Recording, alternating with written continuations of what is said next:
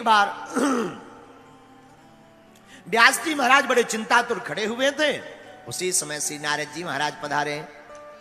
देवर्षि नारद जी महाराज की नारायण नारायण कहते हुए नारद जी आए। महाराज आप बड़ी चिंता में दिखाई पड़ रहे हैं, मुंह लटका हुआ है, क्या कारण है? ये मुंह क्यों लटकाए हो? महाराज कुछ मत पूछो। नहीं नहीं बताओ बताओ क्या कारण है? महाराज जी हमारे मन में बड़ी अशांति है, चित्त बार बार कह रहा है कुछ रह गया और ये समझ में नहीं आता क्या रह गया। देखो एक बात और यहां पर बढ़िया बता दें, मन को शांत करने के 6 उपाय हैं। क्या उपाय है? बोले 6 उपाय। अच्छा मन शांत कैसे होगा?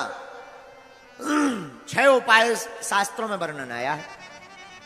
एकांत वासो लघु भोजनादौ मौनम निराशा करनावरोधा। मन को शांत करने के 6 उपाय शास्त्र कहते हैं। पहला उपाय एकांत में वास करो, अकेले रहो। मन बड़ा अशांत रहता है, अकेले रहना सीख जाओ। दूसरा उपाय अल्प भोजन, थोड़ा कम खाओ। कई लोग इतना खा जाते हैं कि भोजन ही मना जब कर दे कि बस भैया रहने दो, हम वरना बाहर निकल आए, तब लोग उस मानते हैं। अच्छा पेट भी बड़ा खतरनाक है, कितना भी खा लो शाम को फिर कहेगा ले आओ कुछ, थोड़ा तो ले आओ, अब बहुत देर हो गई।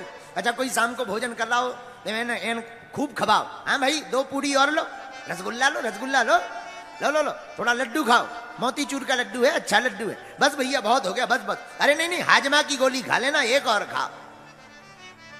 सोई एक रसगुल्ला और खा लेता है और फिर पानी पीते नहीं बनता, उठते नहीं बनता, फिर तो सोच लेता अब 2 दिन तो भोजन होंगे नहीं, बहुत ज्यादा खा लिया है। लेकिन धन्य है पेट, ये पेट भी बड़ा खतरनाक है। जहां 4-5 घंटे होते हैं सोई कहता है ले आओ कचू, भैया चाय ले आओ, थोड़ा नमकीन दे दो नमकीन। ये पेट बड़ा खतरनाक है। तो बोले क्या उपाय है मन शांति के? बोले पहला उपाय है एकांतवास, अकेले में रहो। दूसरा उपाय देखो, एक और आदत भी बड़ी खतरनाक होती है। एक सज्जन की आदत थी, रेलवे स्टेशन पर नौकरी करते थे, हमेशा रेलवे स्टेशन पर रहते थे, घर बहुत कम जाते थे।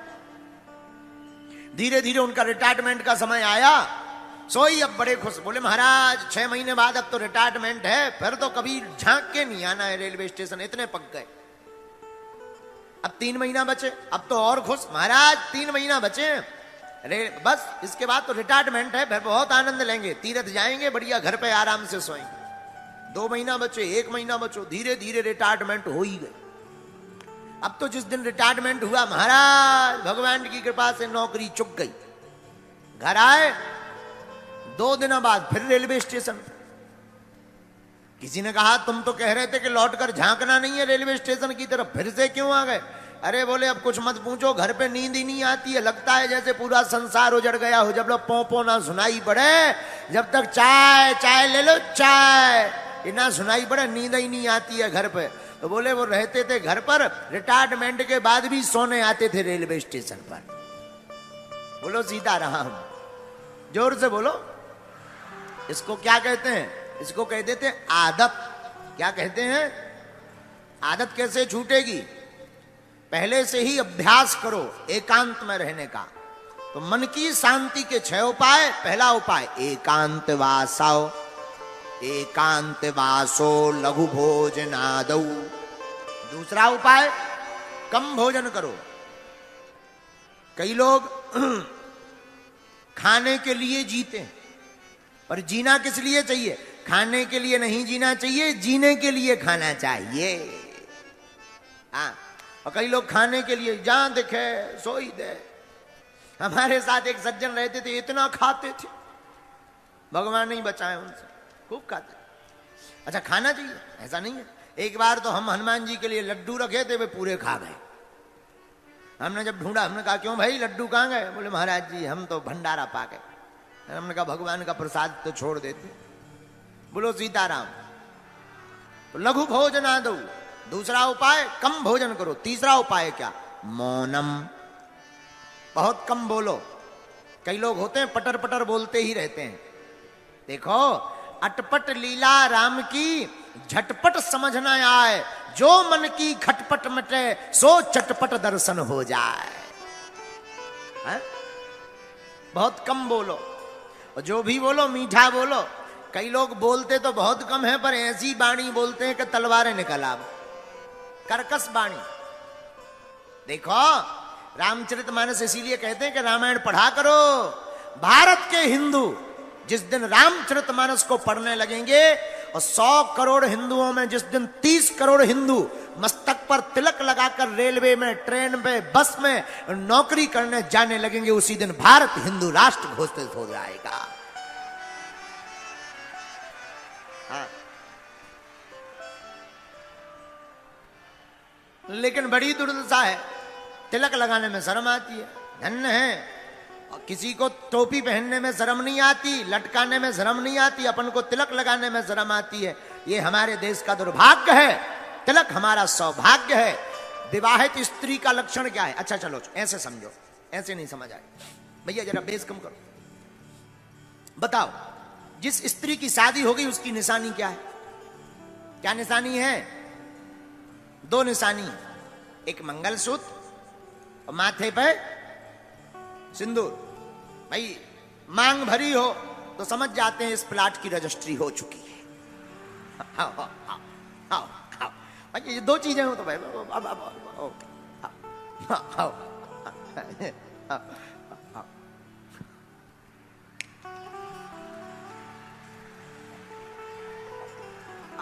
ऐसा उठा मान लेते हैं दूर से, भाई मान लिया जाता है। अब भाई जुआ नहीं भाई हमारे पसीना है आगे से, आओ नहीं तो कल ही भाई हम अगर ज्यादा, एक बार हम एक जगह कथा कर रहे थे, सिर खुजा रहे थे, एक ठैया वो दवाई लेके आ गए।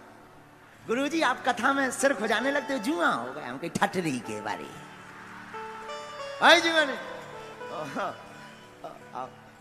विवाहित स्त्री का लक्षण क्या है? 2 लक्षण, एक मांग में सिंदूर और गले में मंगलसूत्र, हम लोग समझ जाते हैं, फ्री है। अच्छा, भक्त के लक्षण क्या है? हिंदू के लक्षण क्या है? भक्त के भी 2 लक्षण हैं। माथे पर भगवान के नाम का तिलक हो, गले में राम जी के नाम की कंठी माला हो, तो दूर से व्यक्ति समझ जाती है भगवान का भक्त है। लेकिन दोनों ही गायब है। अच्छा एक और सुनो, जब बात निकली है तो पूरी कहें। गले में माला होती है, गले में माला। कुत्ता 2 प्रकार के होते हैं, एक पालतू एक फालतू। कितने होते हैं? 2, एक पालतू एक फालतू। अच्छा इनमें अंतर क्या है? जिसके गले में पट्टा हो वो है पालतू, और पट्टा नहीं है तो कोई भी दे टाइम टाइम, उसे फालतू कहते हैं। भाई कोई पट्टे वाला कुत्ता शैतानी कर दे तो कुत्ता को नहीं मारा जाता, मालिक को ढूंढा जाता है। हाँ जी या ना जी बोलो। तो पालतू के लक्षण गले में पट्टा, फालतू के लक्षण कुछ भी नहीं। उसी प्रकार भक्त का लक्षण है, जिस भक्त के गले में माला होती वो राम जी का पालतू होता है, और जिसके गले में माला नहीं होती है वो फालतू होता है।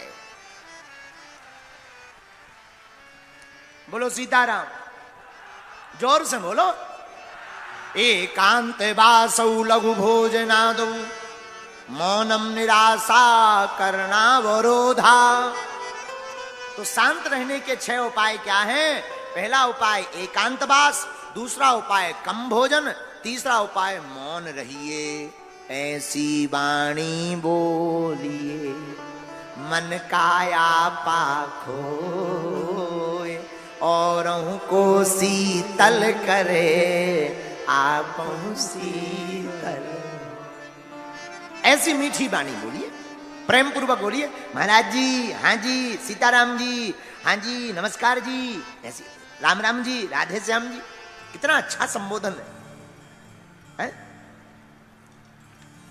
सीताराम कहो। लेकिन कई लोग ऐसी वाणी बोलते हैं। एक बात और, शब्द सम्हारे बोलिए, शब्द के हाथ न पांव। एक शब्द औषधि करे, एक शब्द करे घाव। ये जो 2 ग्राम की जीभ है ना, यही खतरनाक है। यही जीभ तुम्हें जूता पड़वा देगी, यही जीभ तुमको बढ़िया जो है सम्मान दिला देगी। तुम किसी को कहोगे सीताराम जी, सोई तुमको चाय मिलेगी, अच्छा भैया चाय पी लो, पानी पी लो, और तुम कहो काय बे, सोई दे लाल पड़ जाओ। ये जीभ बहुत खतरनाक है, चाहे जैसा प्रयोग करो, एक अक्षर में अर्थ का अनर्थ हो जाता है। बोलो सीताराम। इसलिए शास्त्र कहते हैं मन को शांत करने का एक उपाय और है। बोले क्या? मौनम। मौन हो जाओ। आपने देखा होगा बड़े बड़े महापुरुष कम बोलते हैं, वाणी बोलने से तेज क्षीण होता। महात्मा बैठे हैं, आपको ज्ञानी, महाराज जी आप तो सब ज्ञानी हो, हम तो बहुत नालायक आदमी हैं। एक जगह लिखा है अत्यधिक बोलने से जिस प्रकार वीर क्षीण होने पर शरीर में कमजोरी आती है, वैसे ही बोलने से भी शरीर में कमजोरी आती है। हाँ, या फिर ज्यादा बोलो तो ज्यादा सुनो भी। हमारे गुरुजी का वाक्य है, पूज्यपाद जगत गुरु भगवान श्री तुलसी पीठाधीश्वर गुरुदेव भगवान कहते हैं, भैया बढ़िया वक्ता बनना है तो बढ़िया श्रोता बनो, ज्यादा सुनो। बढ़िया गुरु बनना है तो बढ़िया चेला बनो, बढ़िया बाप बनना है तो बढ़िया बेटा बनो। तो साधु कहते हैं 6 उपाय: एकांतवास, कम भोजन, मौन होना, और चौथा उपाय क्या? निराशा। किसी से आशा मत रखो, क्योंकि सबसे ज्यादा मन अशांत रहता है अपेक्षा रखने से। किसी से आशा रख ली, अमुक आदमी हमारा मकान बनवा देगा, अब मकान नहीं बनवाया, सोई दिमाग खराब, दिमाग में एकदम उलझन। इसलिए तो हमने कई बार कहा, आशा एक राम जी से, बाकी आशा छोड़ दे, नाता एक राम